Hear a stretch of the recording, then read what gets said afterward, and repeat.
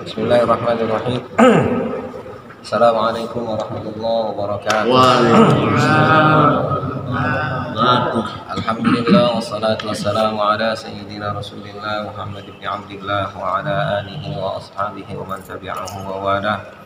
Amma ba'd. Faqad qala ta'ala rabbi shrah li sadri wa yassir li amri wahlul 'uqdatam min lisani yafqahu qawli. وقال مصنف هذا الكتاب رحمه الله تعالى ونفعنا به في علومه في الدارين آمين. وفي زهر الرياض يؤتى بالعبد يوم القيامة فيوقف بين يدي الله تعالى فيقول الله تعالى أرددت أمانة فلان. وفي زهر الرياض, dan di dalam kitab Zahrul Riyad, yu'ta bil abdi, didatangkan pada seorang hamba yaumal qiyamati, di hari kiamat. Nanti di hari kiamat akan didatangkan kepada seorang hamba fayuqafu baina yadayillah, maka dia akan dihentikan, didirikan dia di hadapan Allah.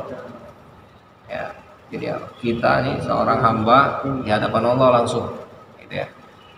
Fayaqulullah, lalu Allah bilang, aradatta amanata fulani, apakah kamu sudah mengembalikan amanah orang?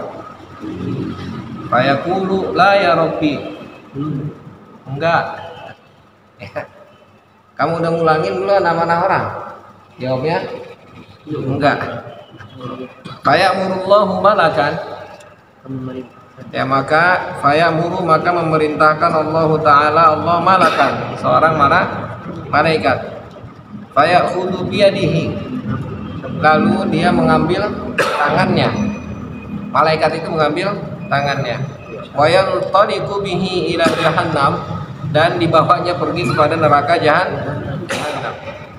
Wa yuriyahu al-amanata bi'ainiha fi qa'ri jahannam, ya, dan memperlihatkan amanah bi'ainiha, dengan matanya, fi qa'ri jahannam, ya, di dalam, ya, di bawah neraka jahannam. Fayahwi biha sab'ina aman, lalu dia, ya, turun di situ, ya, menetap di situ selama 70 tahun. Hatta yantahiya ila qa'riha, turun terus sampai dia kepada qa'riha, sampai kepada paling bawahnya, ya, dasarnya. Tsumma yas'adu bil amanah, lalu kemudian dia naik dengan amanah. Fa idza balagha ala jahannam, ketika dia sampai kepada atas, ya, pada bagian atas neraka jahannam, zallat qadamuhu, kepleset kakinya, ya, tergelincir kakinya. Fayahwi fiha kadzalik, akhirnya jatuh lagi, ya. Summa yas'adu, kemudian naik lagi. Summa yahbitu, kemudian jatuh lagi.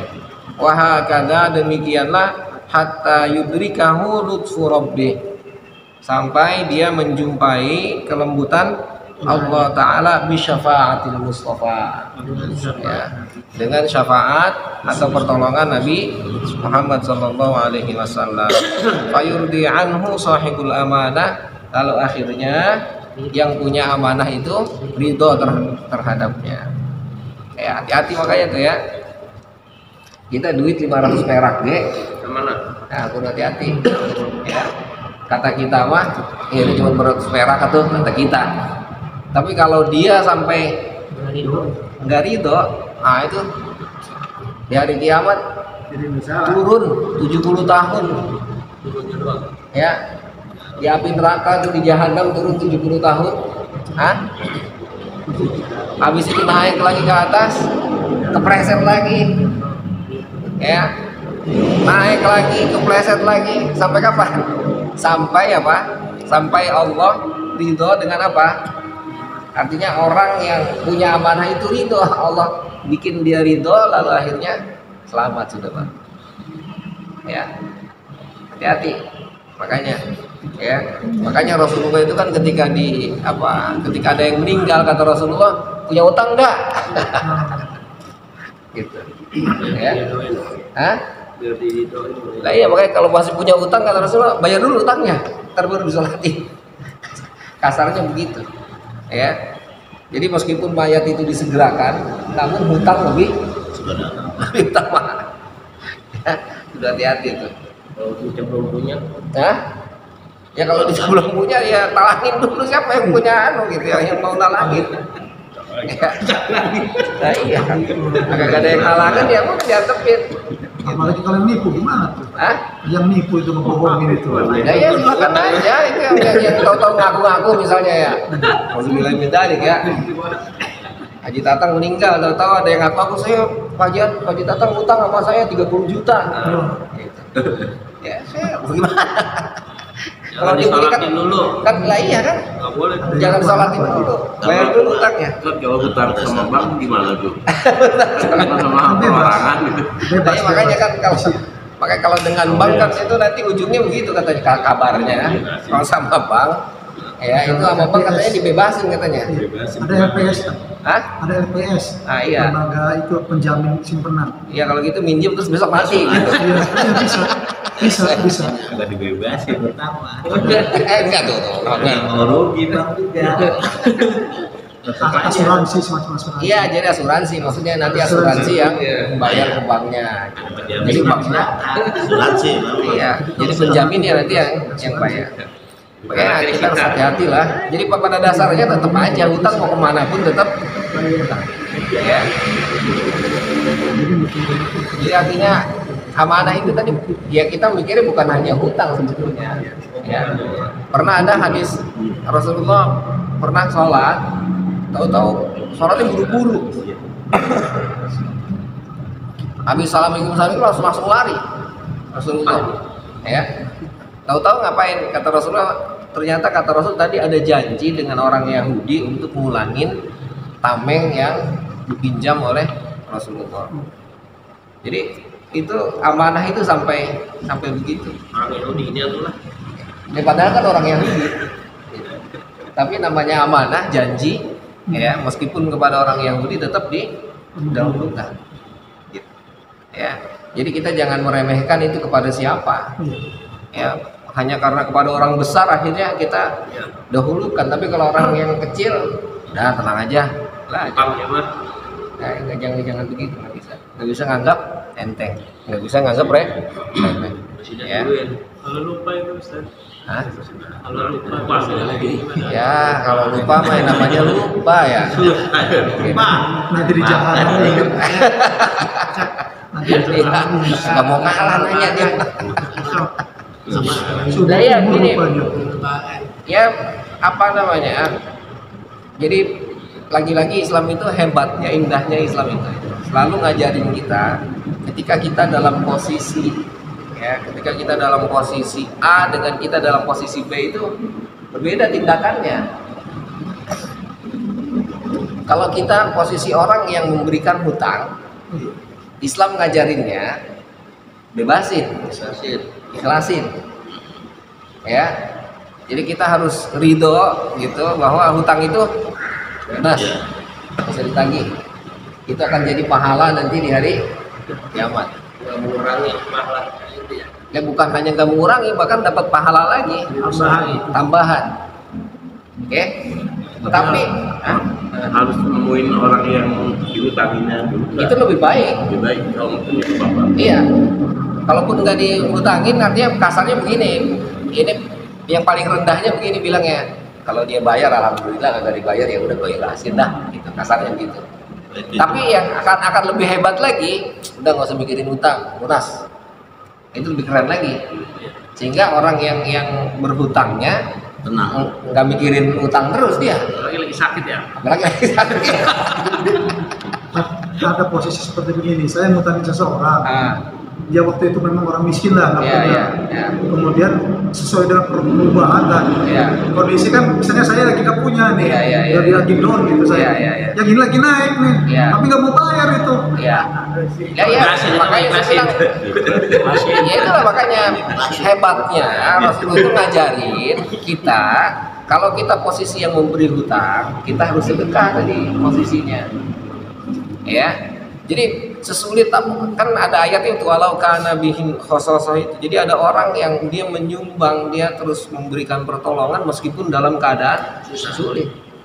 Kepala juga bisa Ya, justru makanya saya bilang ini ilmu orang tua saya nih, bapak saya bilang, ibu saya cerita gitu,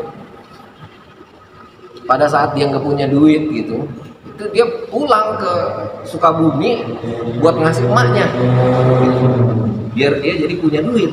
Dia sama-sama begitu, artinya dalam keadaan sulit itu justru malah ya dia memberi, ya itulah yang akhirnya membuka pintu rezeki, seolah-olah begitu, seolah-olah lagi sulit pulang. lagi sulit bukan pulang minta minta modal, lagi sulit pulang minta modal.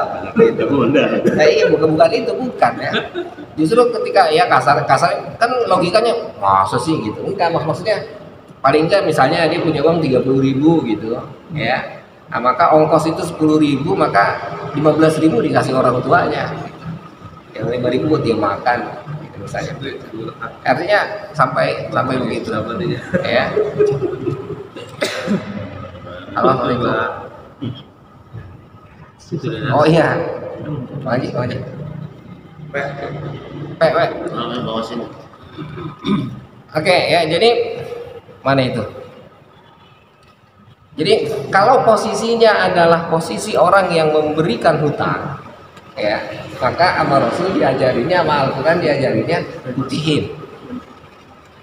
Tapi kalau posisi kita yang pinjam, ya, posisi kita yang pinjam, utamakan bayar, duluin dari apapun.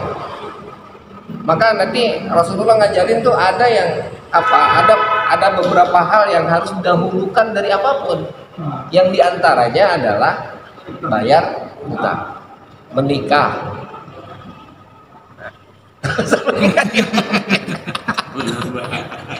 Asal menikah dia langsung gitu. Pernah kaget.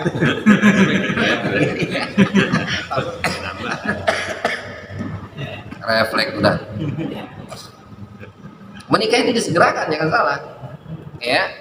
Terus apa? Bayar hutang. Ya, jadi bayar hutang, mayat sama mayat. Mayat harus disegerakan.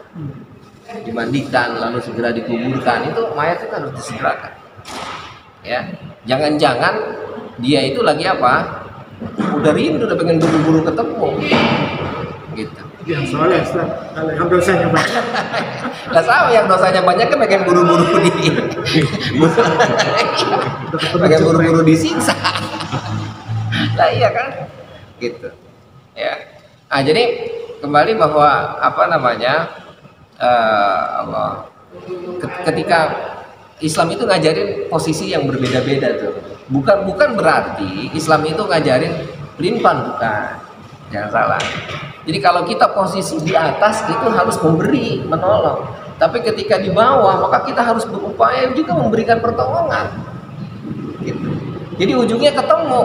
Yang satu enggak nagih terus, yang satu juga berusaha terus untuk menutupi utangnya kan gitu. Sama dengan zakat tuh, sedekah tuh. Itu dalam Islam sebetulnya sedekah itu, zakat itu baiknya bukan orang miskin yang datang ke rumah orang kaya, bukan. Tapi orang kaya yang nyamperin rumah orang miskin ngasihnya. Itu baru tepat saja. Nah, ya iya kan, makanya coba lihat ayat Al-Quran dimanapun kita nggak akan temukan ada orang miskin suruh datang ke rumah orang kaya minta-minta tuh kan. Cari ayat yang ngajarin suruh minta-minta tuh kan. Di surat apa tadi Ad-Duha itu yang kita baca itu di sholat itu, wa amma sa'ila fala tanhar, itu bukan untuk orang yang memintanya, bukan. Ya, orang yang meminta kamu jangan tolak gitu kan, fala tanhar itu maksudnya. Bukan ayat itu untuk melegalisasi ada orang yang meminta-minta, bukan. Tapi untuk agar kita kalau ada ketemu orang yang kayak gitu buru-buru kasih. Gitu. Jadi Islam itu nggak ada ayat yang ngajarin orang Islam itu untuk menengadah tangan di bawah, bagi gua bagi. Nah, Islam itu prinsipnya selalu berupaya semaksimal mungkin untuk memberi terus. Ya, bahkan ada ayat yang Allah sempat cerita ada orang yang miskin tapi dia malu untuk minta padahal dia butuh banget. Ada orang yang posisinya kayak gitu tuh ada, gitu. Sehingga akhirnya tadi Allah tuh ngajarin, datengin tuh orang miskin kasih. Jangan mereka datang minta ya zakat atau hak yang seharusnya mereka terima. Nah, Islam itu ngajarinnya begitu. Gitu. Nah, itu kalau ini dikaitkan dengan amanah itu sampai kepada titik itu. Gitu. Ya, betapa kita sebagai seorang muslim itu posisinya di mana dulu nih? Jangan di apa? Jangan dibolak-balik, jangan dicampur aduk. Enggak bisa kata. Jangan nanti posisinya orang yang tadi berhutang, yang diberi hutang, yang diberi pinjaman, posisinya minta, lu kata Al-Quran kan ngajarinya putihin aja. Bukan begitu, salah posisinya. Begitu pun sama yang memberikan hutang pun jangan posisinya, kata Nabi itu buru-buru bayar hutang. Bukan itu. Paham nggak maksud saya? Jadi Islam itu ngajarinnya posisinya berbeda nanti. Kalau orang yang memberikan hutang maka hadisnya ini nih. Sehingga akhirnya ketemu antara kedua belah pihak. Bahkan Rasulullah ngajarin kalau orang yang berhutang, orang yang punya hutang, kata Rasul, baiknya lebihin bayarnya. Kalau punya hutang. Itu sunnahnya begitu. Saya diberi hutang 10.000. Nanti pas bayar saya punya rezeki, saya bayar 11.000. Itu sunnahnya begitu. Bukan akad awal. Bedanya nanti di akad. Nah, dengan riba tuh bedanya di akad awal. Kalau di akad awal Pak Haji Tatang memberikan hutang ke saya, ya, Ji, ente hutang ke saya ya. Iya, oke, saya utangin ente 10.000 nih, tapi ente bayar ntar 13.000. Nah, itu namanya riba. Tapi ketika beliau memberikan hutang ke saya, Ji, nih saya utangin 10.000, oke. Makasih ya Bang Haji. Besok pas saya punya uang, langsung saya bayar 20.000. Nggak ada masalah. Boleh, besar, ya? Boleh. Malah itu yang sunnah. Paham tak? Tipis bedanya tadi riba sama enggak ya? Lah sangat tipis. Bukan tipis lagi, sangat tipis. Gitu. Ya. Hah? Beda di akadnya. Kalau itu dijanjikan, ya, maka itu menjadi apa? Menjadi riba. Karena itu akad yang berlebih dari apa yang semestinya. Tapi ketika yang punyanya, kata yang punyanya nih, enggak, saya mah enggak ngomong nih, jangan diomongin. Nanti ketika punya baru kasih lebih. Sunnahnya begitu. Kalau yang janjiin itu yang hutang itu gimana? Yang hutang maksudnya? Yang janjiin ntar saya pikir ntar kalau misalkan nggak ada rezeki saya kasih lebih. Lah iya itu makanya kalau dijanjikan di awal tetap itu namanya riba. Yang janji bukan yang hutangnya, yang janjiin. Iya, yang memberikan, yang berhutang maksudnya kan? Iya. Ya kan? Janjiin. Misalnya Pak Haji Tatang tadi saya minjem ke Pak Haji Tatang. Iya. Berarti saya yang ngejanjiin ke Pak Haji Tatang bahwa nanti saya akan bayar lebih. Iya. Itu riba namanya. Riba tetap nggak boleh. Karena akadnya itu di awal saya menjanjikan ulangan lebih dari yang semestinya. Gitu. Rasulullah ngajarinnya kalau punya nanti kelebihan kasih lebih, tapi nggak boleh itu dijadikan apa? PHP itu jangan dibuat PHP. Apa PHP itu? Pemberian harapan palsu. Jangan, nggak boleh. Ya, itu riba namanya meskipun kita yang minjeminnya. Gitu, malah kita kan seolah-olah kita kasih lebih tuh seolah-olah kan, wah gua kalau nggak kasih begitu ntar kagak dikasih sama dia pinjam kan gitu, seolah-olah kan kayak gitu. Makanya sama Rasul dibilang jangan dijanjikan, jangan ada di dalam akad, itu di luar akad. Tipis banget sampai. Hah? Tipis banget nih. Tipis, sangat tipis. Gitu. Tapi kan tadi di sisi lain kan, ketika orang yang memberikan hutangnya itu sama Rasul diajarinnya, yang memberikan hutang utamanya putihin, kan gitu. Jadi akhirnya ketika yang ini berupaya membayar semaksimal mungkin, yang ini berusaha untuk mengikhlaskan, kan gitu. Kan ketemu tuh. Jadi pas yang ini lagi berusaha, terus yang ini udah nggak usah dipikirin. Tapi ini berusaha, terus akhirnya datang bayar, nggak usah. Enggak, saya ini kewajiban saya harus dibayar. Jangan masuk dibilang, wah dia mau orangnya baik, udah nggak usah dibayar dah. Nah itu sering kayak gitu. Nah itu kan, ya, jangan sampai ada penyakit kayak gitu, penyakit itu. Gitu. Kalau gorimin. Kalau gorimin itu lebih kepada orang yang utangnya udah mumpuk, udah banyak, tapi tetap kategorinya dia orang yang punya hutang. Artinya hutangnya banyak, dia nggak kuat bayar. Akhirnya kategorinya dia tetap dapat zakat, tapi dia tetap hutangnya punya. Gitu. Hutangnya masih. Ya, kategorinya dia udah nggak bisa makan, kategorinya udah nggak punya apa-apa, bangkrut kategorinya. Jadi kalau kayak nauzubillah min dzalik ya, orang yang punya proyek itu, ya, nah itu pas dia lagi kaya tuh, tahu-tahu anjlok, bruk, habis udah nggak bisa makan, nggak bisa, udah bingung udah, nah itu gorim. Termasuk gorimin yang Nah gitu itu. Ya, nah ini kan dibilang gorimin tapi makannya masih makan, meskipun utang sana utang sini tetap aja makan. Saya mau gorimin, pakaiannya necis, gorimin bagaimana? gorimin utang mobil. Makanya gorimin utang mobil, gorimin utang rumah, utang motor, penghasilan tiap bulan dapat buat bayar utang, gitu kan? Istri dua.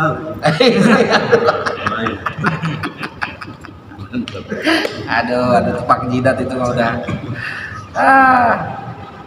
Ya, jadi Islam ngajarinnya begitu, posisinya beda tuh, awas, jangan salah ya. Jadi jangan menggunakan ayat ini untuk dalam posisi. Jadi kita harus tahu posisinya, di mana posisinya. Saya sering mencontohkan misalnya sama seperti dalam kitab Ta'limul Muta'allim itu, ya, Imam Zarnuji bilang, ini saya kasih nih, rahasia ini, ya. Kalau Anda kepingin jadi orang alim, kata Imam Zarnuji, kata beliau, maka Anda harus menservis orang alim. Ya, harus takzim, harus menservis orang alim. Harus mengagungkan orang alim. Maka nanti kalaupun Anda nggak dapat, nanti keturunan Anda yang dapat, anak Anda yang dapat. Kalau anak Anda nggak dapat, nanti cucu Anda yang dapat. Itu kan Imam Zarnuji tuh. Oke?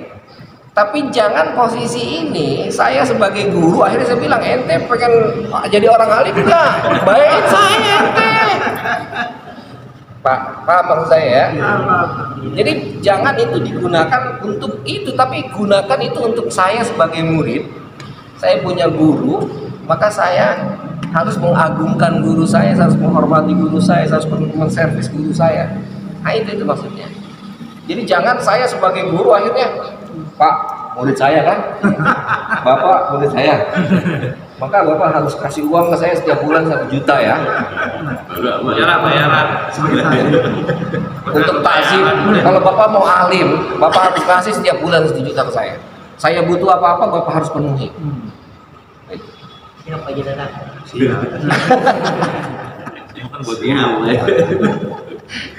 Paham itu maksudnya? Jadi bukan itu posisi saya sebagai guru untuk agar orang semua ngasih ke saya. Tapi dia mau udah mas lain, bakal ustad. Boleh begitu ya. Udah siap duluan. Bakal ustad terus dia. Ada juga dalam hutang piutang itu katanya nih, hadis Rasul itu mengatakan kalau kita mengutangi jangan buru-buru lagi. Kalau kita punya utang supaya buru-buru bayar. Nah itu kan tadi saya bilang tadi itu posisinya kan gitu saya bilang. Jadi ada posisi-posisi tertentu yang ini jangan disamaratakan. Kalau Anda menjadi orang yang memberikan hutang, maka jangan buru-buru nagih, atau bahkan sampai kepada titik Rasulullah bilang putihin. Lunasin, udah lunas dah. Lunas sudah. Kita minjem lagi besok. Ya. Tapi kalau Anda posisinya orang yang menghutang, orang yang ngutangi, orang yang meminjam, maka posisi Anda harus berupaya semaksimal mungkin untuk membayar sesegera mungkin. Gitu. Posisinya beda tuh. Jangan orang yang minjemin pakai hadis, ente kata Rasul itu buru-buru bayar hutang itu. Paham nggak maksudnya? Bagi yang ngutang ya. Nah, iya. Nah sekarang orang yang memberikan orang yang berhutang kata dia, ente emang nggak baca hadis Rasul? Kalau orang mau minjem itu kudu jangan buru-buru nagih. Bahkan kata Rasul kudu buru-buru diputihin. Kalau udah lunas kita minjem lagi. Ya itu makanya itu kan. Kebanyakan mau berbuat akhirat tuh utang lo. Ya makanya kan. Apalagi sampai kepada titik orang yang minjemin, ente kalau minjem itu sampai ke akhirat itu. Ditagih itu. Paham maksudnya? Udah kebangkatan kesel nabinya tuh. Nah iya makanya kebablasan kesel. Makanya saya bilang kalau posisinya, jadi harus dibedakan posisinya di mana. Sama seperti tadi antara guru dengan murid yang dimaksud oleh Imam Zarnuji. Dan itu banyak Pak terbukti. Sampai ke rumah motor baru, mobil baru, nggak mau bayar. Nah ini apalagi yang gitu. Ya utangnya mau cuma 500.000. Iya, itu yang nangis kesel lah. Ya awas ya, Islam itu ngajarin kita begitu tuh. Ya, sampai kepada titik kita itu harus tahu posisi di mana kita. Jangan diputar balikan posisinya. Ya, jangan ketika kita menjadi guru akhirnya itu yang Imam Zarnuji pakai saya pakai sebagai guru. Ente mah gak bakal soleh dah. Ngapa? Gitu. Ente mah gak ada takzimnya pisan sama saya. Kalau yang utang, kan saya mau bayar. Kata yang biarin kita dulu gimana itu? Harus kita tetap akan lebih biarin dulu. Nah iya makanya kan tadi saya bilang kalau yang tadi misalnya yang punya hutangnya kata yang memberikan hutang udah nggak usah, yang punya yang berhutang itu enggak, saya pokoknya ini kewajiban saya harus bayar. Kan ketemu itu jadinya. Jangan pas ini bilang baru dibilang ya ngeliat muka lu kayaknya lu udah ikhlas kayaknya, udah ridho kayaknya kagak bakal lu bayar. Jangan begitu. Paham nggak? Jadi tetap harus duluan yang mana yang melakukan kebaikan duluan. Gitu. Jadi kita nih kalau misalnya kita posisi orang yang berhutang, maka meskipun kata dia udah nggak usah diputihin, enggak ini kewajiban saya harus saya bayar. Mana ada orang yang uangnya dipinjam terus dipulangin terus nggak mau tuh, mana ada.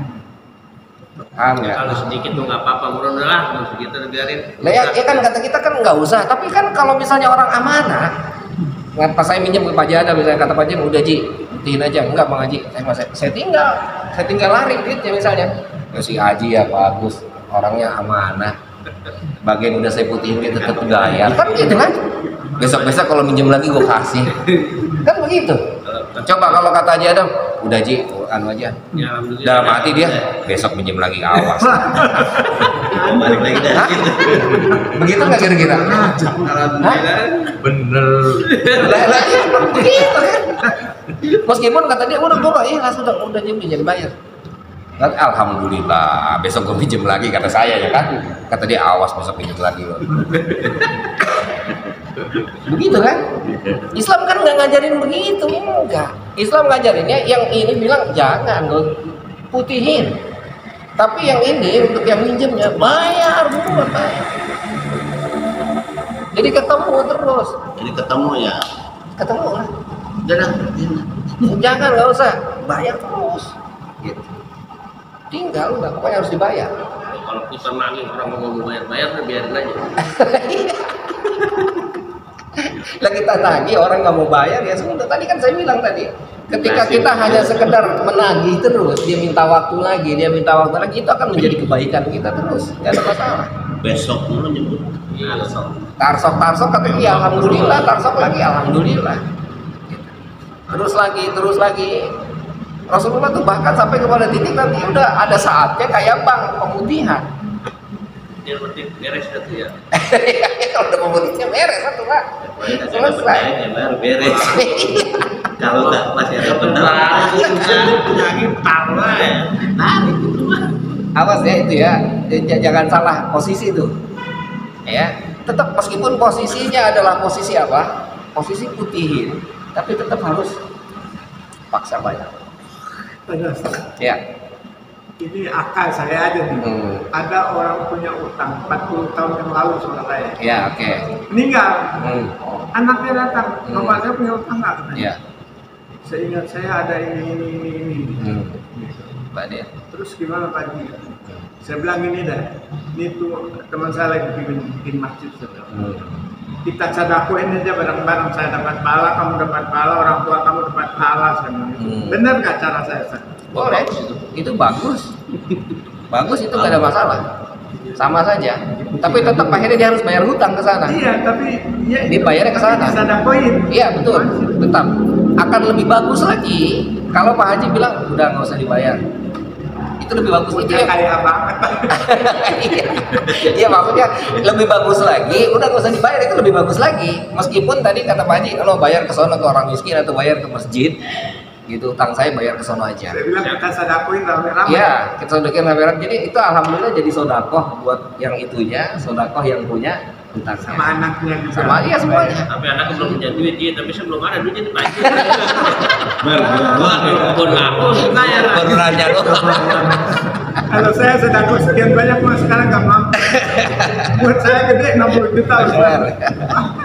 Sedekah juga. Iya alhamdulillah bagus. Makanya saya bilang ini bagus.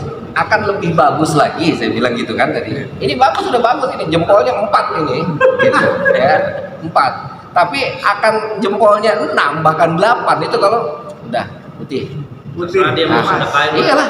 Terserah mau Ente mau sedekah mau apa terserah ente itu mah. Yang jelas saya putih aja. Itu akan lebih 8 jempol. Saya kepikiran orangnya kaya banget. Lah ya alhamdulillah. Ya itulah makanya terkadang kan gitu. Terkadang maaf ini, terkadang kita itu melihat orang pada posisinya enak menurut kita. Padahal belum tentu. Iya kan? Kita selalu melihat begitu padahal kita pun ketika melihat diri kita sama begitu. Kita kayaknya susah tapi orang melihat kita kayaknya senang. Mantap dah ya. Selalu begitu kan. Makanya saya bilang akhirnya kita nggak usah pikir, nggak usah pusing mikirin orang, diri kita ge. Yang banyak urusannya punya. Nggak usah mikirin dia lagi banyak loh. Nah iyalah apalagi kita mikirin lagi banyak. Makanya Rasulullah ngajarinya wa amma bi ni'mati rabbika fahaddits. Udah, kita jangan mikirin orang itu enak banget. Malah justru kita yang enak. Gitu. Ya. Justru itulah nanti yang akan menebar kebahagiaan, menebar kebaikan. Itu Islam begitu ngajarinnya. Nah tadi saya bilang masalah itu bagus. Jempolnya 4. Oke. Tapi akan lebih bagus lagi. Nah, jempolnya 8 putih. Gitu. Ya, itu bagus bahkan kalau misalnya dia bayar ente yang harus utang saya itu hak bapak. Boleh. Pak Haji, boleh kan sangat boleh. Udah 40 tahun. Apalagi 40 tahun seandainya nanti dikonversi misalnya, ya kan? Kayak siapa itu yang punya si Sumdau itu, yang punya si Sumdau, yang punya si Sumdau siapa? Yusuf Hamka. Hamka, apa Yusuf apa? Hamka. Yusuf Hamka itu. Itu hutangnya ternyata dikonversi itu sampai hutang negara, hutang ke beliau itu sampai 800 M bahkan sampai triliun. Ternyata hutangnya awalnya cuma 100 miliar, tapi dikonversi sudah berapa tahun sehingga akhirnya bertumpuk jadi 800 miliar. Iya dari emas 3.000 sekarang 1 juta Ya iya kan, dikonversi banyak. Dalam fikih dibenarkan itu bukan riba. Lah iyalah. Bukan riba kayak itu bukan. Bukan riba lah. Kenapa riba? Boleh ya sudah. Lah iya kan artinya uang pada saat itu berapa harganya kan? Pada saat itu bisa beli berat tanah berapa ratus Lah iya kan gitu. Tapi yang stabil itu yang jelas emas ya. Ya makanya lebih baik Akhirnya nanti punya kesepakatan, Mas, gitu kan? Ini kalau dikonversi uang saya lebih daripada kebutuhan yang biasanya. Tahun dulu 40 tahun lalu 60 juta itu setara dengan 600 juta kan gitu. Bisa kebeli mobil berapa kan gitu. Ya kan? Ya sama kan dengan sekarang. Kalau dia utang kebo biang ya, karena tuh ada berapa ini? Ini dalam fikih ya, awas ya. Dalam fikih boleh dikonversi. Tapi Riba tadi ya. enggak, bukan riba. Tapi harus kesepakatan ya. Artinya harus sepakat dua-duanya. Sama-sama ngerti gitu, sepakati. Ini kita kalau yang mau kita sepakati apa? Nominal uangnya, apa nominal kebutuhannya? Nilainya. Jadi harus sama-sama saling Ya kan buat misalnya kesepakatan. dulu masih utang dia kita ngejual emas 50 gram. Iya. Kan yang bagus itu kan bayar emas negeri. Iya, iyalah. Gitu mungkin. Iya gitu. Jangan sekarang jadi gerak jadi Benar, Pak. 10 gram. Ya. Yes. Itu ya. Jadi enggak jadi bukan riba itu. Tapi konversi nanti.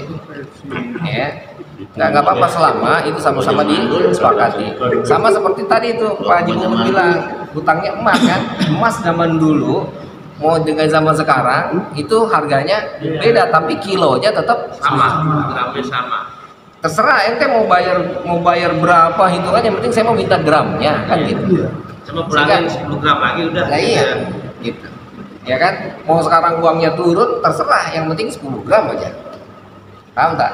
Jadi akhirnya nanti ada konversi itu, dan itu dalam fikih dibenarkan.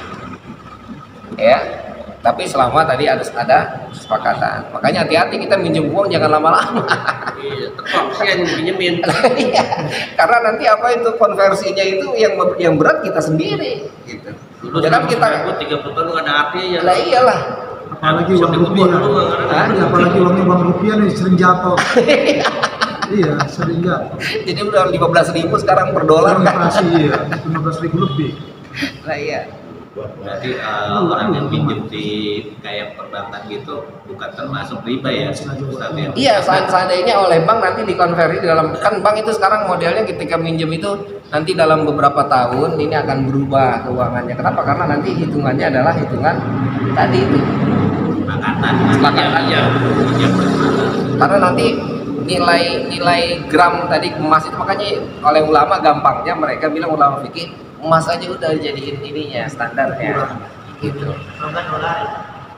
Dolar pun berubah. Tetap Ya, emas itu standar, Pak. Di mana-mana emas itu standar. Makanya akhirnya itulah hebatnya Islam itu. Jadi yang dijadikan sebagai standarnya itu emas perak. Di mana-mana udah sama.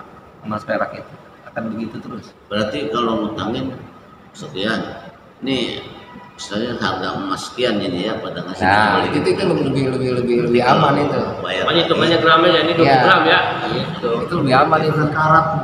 Iya. Debit nggak apa-apa tapi hitungannya Ya. enggak. Oke ya. Udah lapar namanya ya. Ya udah lapar dah. Haji datang yang apa kayak Iya. Dengan Cukup suara ya. piring. Nakibuna walhamdulillah wallahu alam. Allah